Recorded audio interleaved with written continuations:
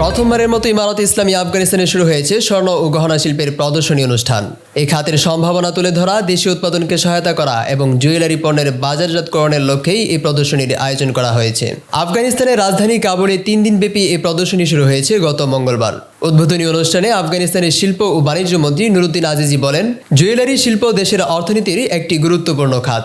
এই শিল্পের জন্য নির্ধারিত স্থান প্রতিষ্ঠা, আধুনিক সরঞ্জাম সরবরাহ এবং কারিগরি দক্ষতা জোরদার করা হলে এই খাতে আফগানিস্তানকে স্বনির্ভর করে তোলা সম্ভব হবে। তিনি বলেন, আফগানিস্তানে আফগানি নকশার প্রচার করা এবং আমাদের আফগানি নকশা থাকা উচিত। আমার অনুরোধ হলো, আমরা যেন বিশ্বের সেরা ডিজাইনারদের আফগানিস্তানে এনে আমাদের জুয়েলারি ব্যবসায়ীদের প্রশিক্ষণ দেওয়ার ব্যবস্থা করি এবং আমাদের আধুনিক যন্ত্রপাতি থাকা দরকার, যাতে করে জুয়েলারি খাতে আফগানিস্তানকে স্বনির্ভর করে তোলা সম্ভব হয়।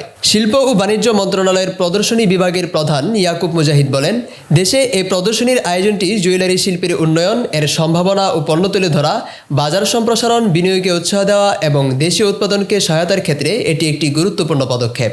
ভালো লাগার প্রতিটি মুহূর্তে থাকুক একটি সুন্দর পাঞ্জাবি শপ বিডি, আপনার সিগনেচার লুক। শুরু বসুন্ধরা সিটি, ঢাকা।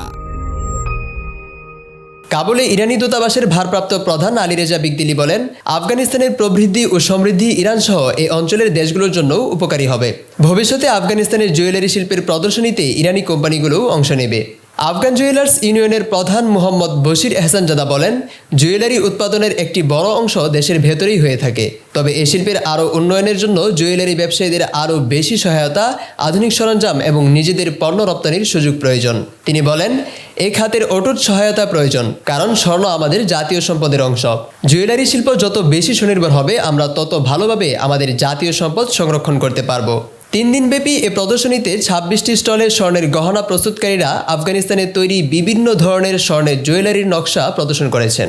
প্রদর্শক ফয়সাল হাকিকত বলেন, এই প্রদর্শনী আমাদের জন্য যে সুবিধা বয়ে এনেছে তা হলো, আমরা আমাদের দেশের পণ্যগুলো সাধারণ মানুষের সামনে তুলে ধরতে পারছি। এর মাধ্যমে মানুষ দেখতে পাচ্ছে এই খাতে আমরা কতটা অগ্রগতি করেছি। আরেক প্রদর্শক আজিজুল্লাহ আমিন বলেন, আমাদের অনুরোধ হলো জুয়েলারি শিল্পের প্রতি আরও বেশি মনোযোগ দেওয়া হোক এবং আরও বেশি বিনিয়োগ করা হোক। আগামী 2 বা 3 বছরের মধ্যে আমদানি থেকে রপ্তানির দিকে যাওয়ার জন্য আমরা প্রতিশ্রুতিবদ্ধ।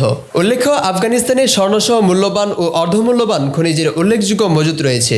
বর্তমানে দেশটির তাখার, বাদাখশান, পাঞ্জশির ও নুরিস্তান সহ বিভিন্ন এলাকায় এসব সম্পদ উত্তোলন ও এর ব্যবহার করা হচ্ছে।